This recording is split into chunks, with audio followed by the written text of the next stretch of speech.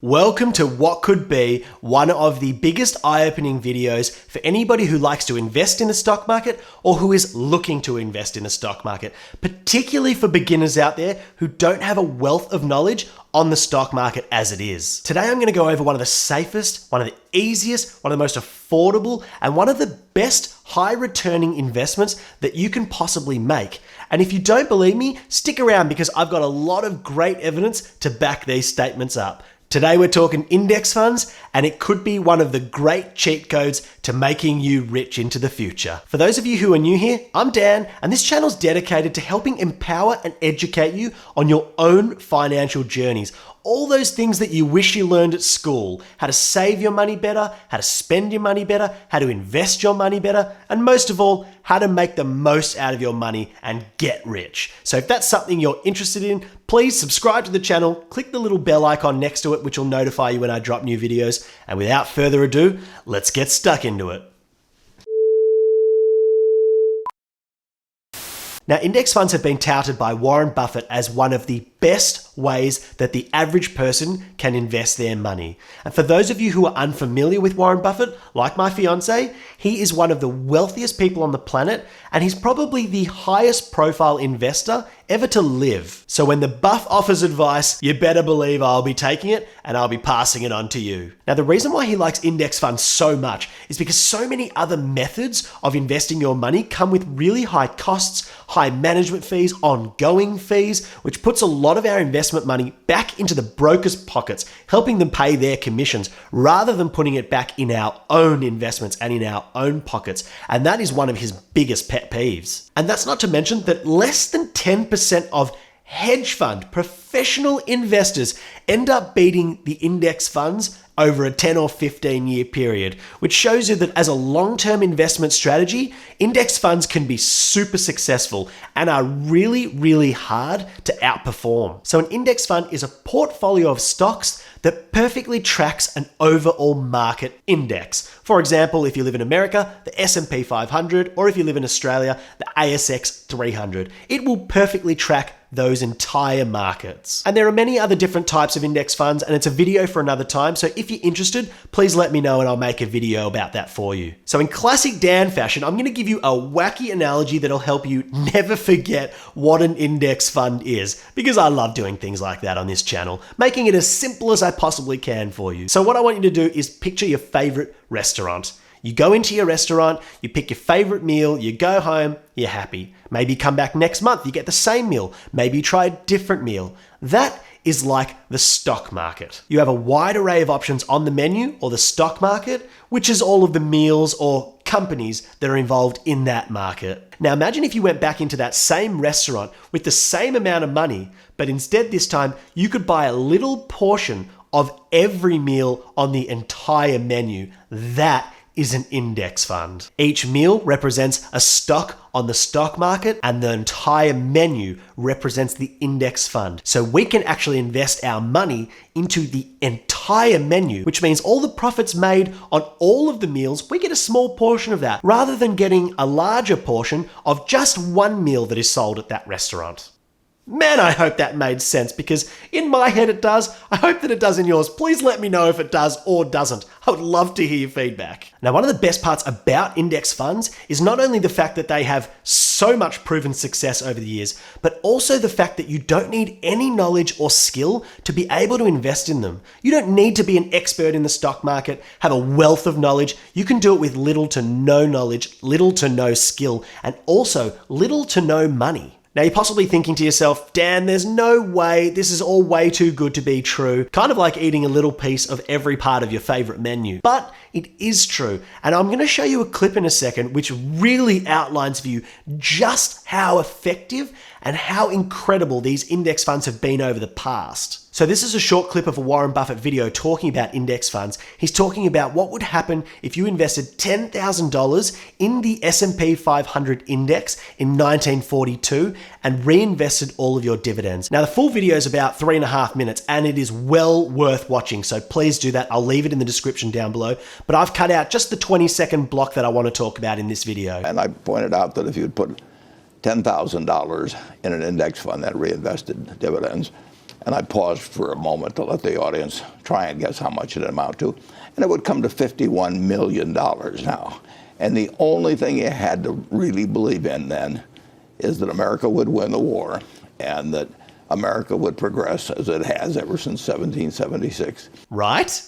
Right? It is crazy, crazy stuff. So how does it work without the crazy analogy? Basically, instead of buying a stock on the stock market like Apple or Microsoft, you just buy the entire stock market. You're pretty much betting on your country to be prosperous and successful. You've probably heard of the concept of diversification, which is pretty much just trying to water down your investments so that you're not overly invested in one particular stock, putting all your eggs in one basket effectively. You'd be buying a few stocks over a few different industries to cover some of your losses and balance things out. Now, this way, when we buy index funds, we're buying the entire market, so we get a little piece of everything. And that can go really well for us, it can go really poorly for us. Whatever happens to the whole market is what's going to happen to our investment.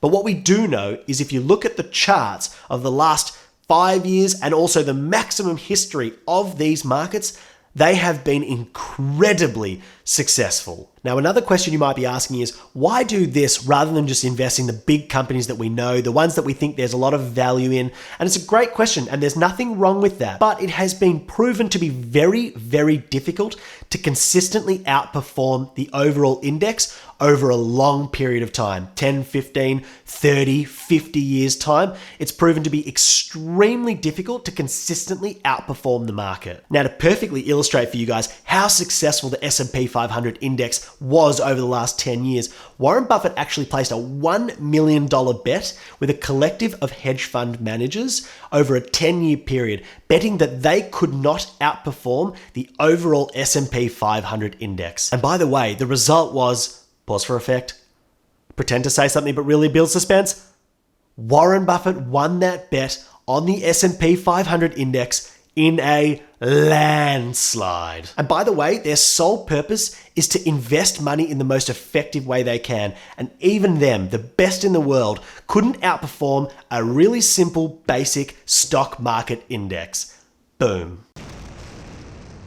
Jeff Bogle is the man who created index funds, and he has a really famous saying: don't look for the needle in the haystack, just buy the haystack. Basically, don't invest in individual stocks when you can just invest in the entire stock market. Why waste all that energy and effort exhausting yourself trying to understand as much as you can about what's going to make different stocks and industries move when you can just bank on the whole lot? Buy the whole haystack. A really nice perk of this style of investing, at least for me and many others I'm sure, is that it is a long-term, set it and forget it approach to investing in the stock market. You don't have to pay attention to what's going on in the world. You don't have to read the news, read the profit reports, learn the charts. You don't have to do any of that analysis. You just trust in the overall market index of your country and you just set it and forget it. One of the biggest reasons why people love the index funds so much, particularly Jeff Bogle, who created the index funds, and also Warren Buffett, who's been pitching them for years, is the fact that they are really low cost. There are very low management fees because they're very easy portfolios to put together. They require very little, next to no management, whereas many other investment styles come with a lot of expenses, a lot of costs, and a lot of fees. And having said all that, they rarely end up outperforming the market anyway. So why not pay way less, keep all the money in your own pocket, and outperform most other investors while you're doing it? And what people tend to forget is that even though those fees are small each time you pay them, over a long period of time, they add up enormously, especially when you consider compounding. And if you don't know much about compounding, whether it be interest or money in general, check out this video over here. I'll leave a link to it. That one's really important to understand. It's one of the best wealth generating tools, and Albert Einstein actually called it the eighth wonder of the world. Now, before we get too excited and all carried away, let's dial it back for a minute and look at some of the downsides of investing in index funds. And there are some downsides for people. Now, the first one is what I just spoke about being a pro, and for me it is, but for others it's not, and that is that it is a long-term investment strategy. So often I meet people who are investing in the short term, trying to find stocks to beat the market,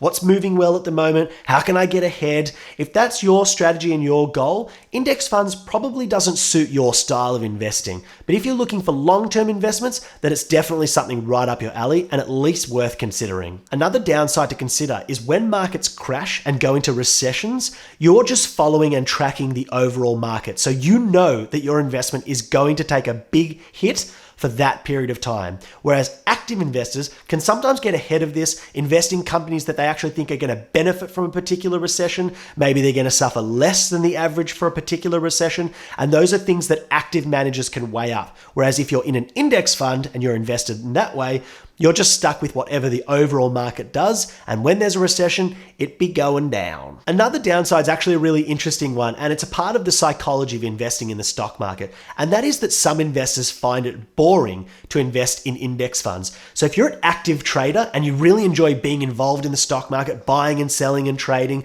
then index funds can be a bit boring because they just track the overall market, whereas individual companies move up and down, they move all around, they're a little bit more entertaining, I guess, to follow than the overall index. So it just depends on your personality type and your investment style. But if you're anything like me, then the long-term aspect of investing in the stock market is really appealing.